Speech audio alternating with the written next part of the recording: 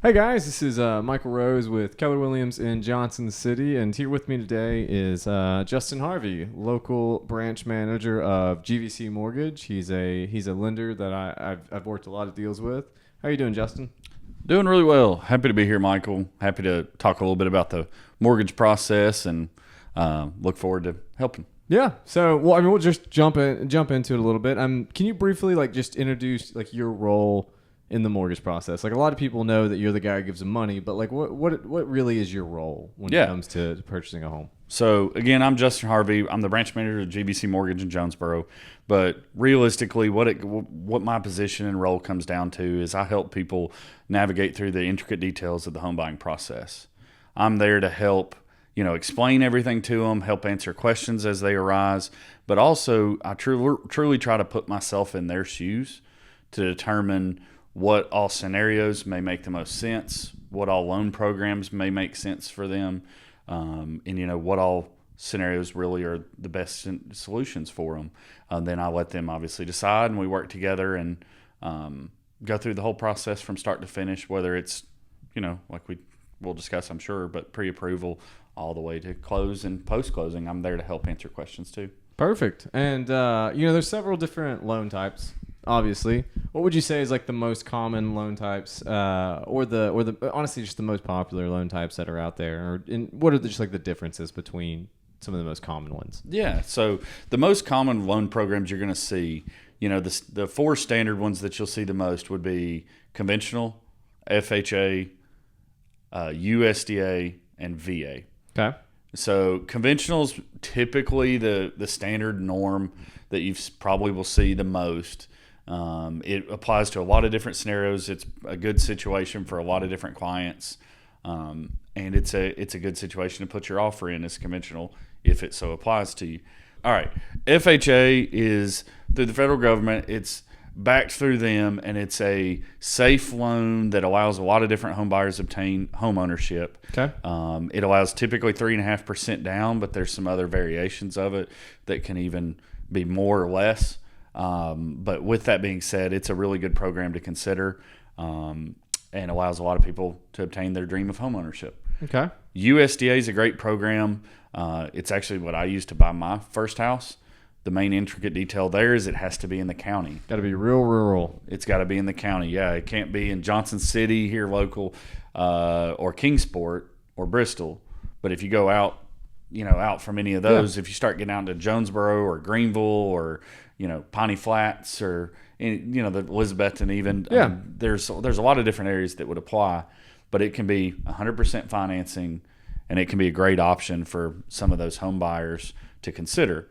And then VA, obviously, that's for our veterans and active duty military. There's some requirements on who can and cannot qualify for that, but if you have that benefit available, it is certainly an option to consider. With that being said, with all those different loan programs and variations in each one, that there's different programs within each one that you can also do. Just because you're a veteran doesn't necessarily mean you're going to go VA, but it's absolutely a program to consider. Yeah. It is a great loan program. It's 100% financing as well. Correct. Yeah. And then the same goes for USDA or conventional. I mean, truly, that's where I get involved, and I try to figure out what all loan programs make the most sense and figure out what situation may apply best for a client. Perfect. And since we're talking about it, I mean, what would you say, why is it important to get a pre-approval from a mortgage lender before starting the home buying process? And what are some things that buyers can prepare for to make it easier to get pre-approved, so you're not having to chase down a bunch of different stuff with them? Yeah. So pre-approval is absolutely a really good place to start with the home buying process. It allows us to speak together beforehand to make sure, one, that it makes the most sense to buy a home right now. Yeah. You can get the realistic expectations, whether it's home payment, a purchase price, we can go through it all to make sure that realistically this choice makes sense for you. But also it allows us to make sure what we can approve somebody for. I've found it where several of my clients, where I can approve them for a certain amount, but sometimes that amount's way more than what they may be comfortable with. And then sometimes maybe they can afford a little more than what we can approve them for. But really, if we start with pre-approval, we know kind of where that ground break zero point is, and then we can go up or down from there to figure out, in some circumstances, I think me and you had a client where they had to pay some stuff off to be able to increase their approval amount, which we were able to discuss and prepare for all that beforehand. And he was, aware and excited for it. And then other times where I've approved somebody for just throwing a number out there, 600,000 or 620 or whatever it may be, but really they may not be able to truly want to afford much more than 350 or something in that ballpark. But again, if we start with pre-approval, we go through the whole, approval process. We talk through them, go through all the intricate details to figure out what all they can afford.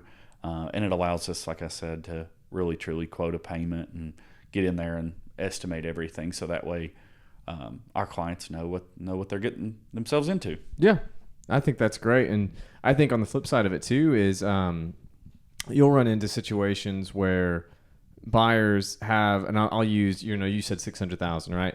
They want to buy a $600,000 house, right? They have that in their head, but they've not talked to a lender yet, and so they're spending all this time, all this energy, getting their hopes up, all this stuff, looking at $600,000 homes, and then they talk to a lender and they're only approved for $400,000. Right. And so I think, or they may only want $400,000 when they figure out payments. Yeah. Like they might, because $400,000 mortgage is like $3,000 ish a month. Depends on the situation. Yeah. But yeah, let's say $3,000 ish a month. I mean, they think $600,000 is that in their head, and then So it is very important. So. What are some common misconceptions about the mortgage process that you encounter? So, I mean, truly, some things that I've really encountered. First off is the old adage of you need 20% down or you need X amount of dollars down. I've had home buyers tell me that they can't buy until they have 10% down, or they can't buy until they have 5%, or they can't buy until they have this. Now, don't get me wrong, having a down payment helps. Yeah. And it certainly it increases options that may be available. But at the same time, depending on everybody's situation, that doesn't necessarily mean you have to have this or have to have that. You can start the home buying process with little to no money. Yeah. I've been able to approve people and get them in homes with very little money at all. Sometimes, too, depends on the loan type. But if you're doing USDA or VA, they don't have a down payment, so they just have closing cost. Right. And I've had buyers not have to bring. They brought like $500, I think, maybe. No, they didn't even bring anything to closing because their earnest money covered whatever they had to bring to close. I've had buyers where if you work through the deal, the best way possible, and you work with a great realtor, great lender. I've had buyers where they actually get money back. Typically, it's their earnest money, of course, or their appraisal they paid for up front, things like that. But oftentimes you can get money back if you need it, or, we work the deal that way. I've got people pre-approved with as little as $10, $20 in their account. Yeah. Which is, dang. That's, not always the it's right all fun and games situation. so they got the earnest money down. But with that being said, it's just the timing is right for an individual when the timing's right for them. Agreed. It's not necessarily a set dollar amount and now you're ready, because you may not be ready even then if you have 20% down. Yeah. So that's one, home buying thing I've really ran into. Another that I've seen is, true disclosure of what those payments may be. I've seen home buyers come to me and they think their payment on, a $200,000 house is going to be $500 a month. It's going to be a little more than that. And I've seen home buyers think a $200,000 house, their payment's going to be $2,500 a month. It's going to be certainly less than that. Yeah. Or at least I hope so. There's problems if not. There's a massive HOA or something crazy going on. But anyways, it's truly, if we end up working together and we start the process, I can get in and estimate truly what all is needed as far as down payment and what all is needed as far as monthly payments and what to expect. we'll still typically be estimating, taxes and homeowners insurance and stuff. Yeah. But well, I'll say this for typically for my process for buyers is, I'll talk to them. I'll do my pre-qualification call. Like, what are we looking at? Where are we looking? And then I'll send them to you. And by the time I do my full buyer presentation with them, they typically have a very good understanding. Like, oh, Justin said that we could afford $400,000 in this area, and this is kind of what we'll be paying. And we might be approved for $400,000, but we only really want to spend $350 because we don't want our payment to be whatever $400,000 payment will be. So I think that's always really good, especially if you're before you meet with a realtor, because they can set up like an appropriate search for you. Right. So again, you're not wasting your time, Right. You're not wasting their time, anything like that. So, we just want to have proper expectations up front. Exactly. That's 100% what it is. Across the board, you don't want to get your hopes up on a $500,000 house if you can't afford a $500,000 house. Right. Because that just, I've made that mistake with buyers, right? I just took them to houses before they got pre-approved. They were looking in the before they were pre-approved, they were looking at about $450, right? And then we got pre-approved for $250, and then they're like, we don't like anything. It's a different house. It's a completely different house. Yeah. And again, the same thing goes for, I've had it go the other way, where a client thinks they're looking $250, but we talk through the approval, we talk through payments, and then they see they could go up to $350 or $400. Then they go look and they fall in love with something like that. I mean, we have a client we're working right now, kind of very similar. Not to go into too much of theirs, but the original number was a lot lower than the number that we're looking at now, because just approvals, falling in love with them. So when it comes to interest rates, how does an interest rate impact a buyer's overall monthly payment? Yeah, so it absolutely has an effect. I mean, the higher the interest rate, the higher the payment. Realistically, I'm hoping interest rates continue to come down. They're projected to, so that would be obviously recording August of 2024. That would obviously be really good news for home buyers. But at the same time, typically through history, as interest rates go down, the purchase price of homes, the value of homes go up. So because it gets more competitive. Exactly. When 2020, I mean, it was great for as far as interest rates go. As a mortgage lender, I absolutely loved quoting 2% interest or 2.5 or 3. I mean, it was awesome. But at the same time, our home buyers at that moment in time, I mean, there were people waiving inspections. There was people putting in way over, trying to close in 10 days. And, it was, for a lack of a better description, it was borderline chaos. I think chaos is a very good description of, I mean, it was great for 2020 as a whole. Yeah. But realistically, interest rate has definitely an effect on the mortgage payment. And in my opinion, they're starting to go down a little bit from what we've seen recently. And it's starting to help, homes be a little bit more affordable for the average home buyer. And then, of course, if they do end up getting better, you can always refinance at a later date.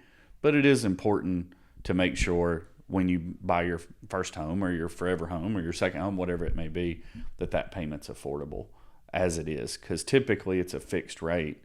And if the payment's affordable now, you're comfortable. Yeah. And then it may get better, but regardless, you're comfortable where it's at. So that's important. Assumably your income's only ever going to go up. So if you're comfortable with it now, you'll be more comfortable with it later. Barring absolutely. anything changing. You can't absolutely. always assume that, but typical cost of living raises, stuff like that. Yeah.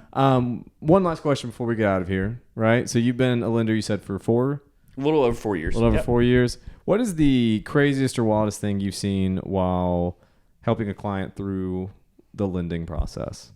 Yeah, so for me, there's a lot of different stories that come to mind. I mean, truly some of the best stories are when other lenders have told them they couldn't, or other places have told them they couldn't, or they truly just didn't believe they could. And then, there's been tears shed in closings, and that's always been a great time. Yeah, more heartwarming stuff. And it doesn't matter if it's, a tiny little first home or if it's a massive home or whatever it may be. But there's times where we've been able to really meet the needs and, make it happen for some clients. Well, Justin, we'll wrap it up. But thank you for being here and everything. And Thank you. You've helped a lot of my clients. We've shared a lot of mutual clients, so thank you for that. And I think this has been very helpful. Anything else you want to share that you think might be helpful? Yeah. Or So the biggest thing I can recommend to anyone is make sure you reach out to a local lender, whether it's me or not. Like, reach out to someone that's in your circle.